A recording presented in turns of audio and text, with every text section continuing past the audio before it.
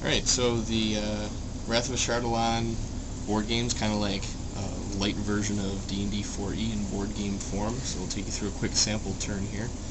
You can see characters come in card form, and they have real simple powers that appear on the cards.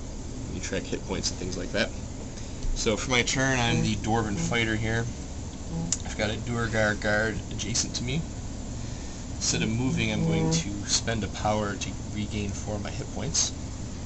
So I do that, adjust my hit points. And then I'm using this at-will power called Sure Strike, which gives me a +1 to attack and 1 damage. All attacks are against AC against the monsters, and the monster stats appear on these cards, which you draw when you find them. So I roll my d20, and with my Sure Strike +11, that's enough to hit, deals 1 damage.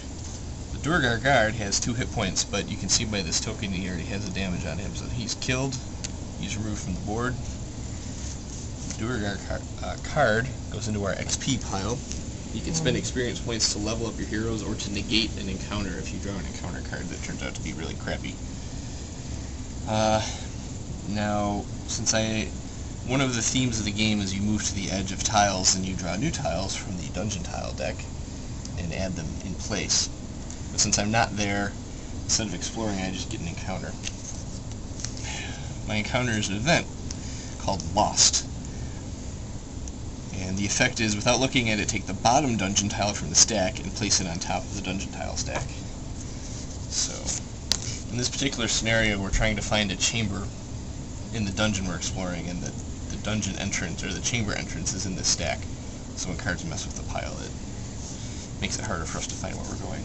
This gets discarded. If I still had any monsters in play, the monsters would then take their action. We'll maybe show you that on a different turn.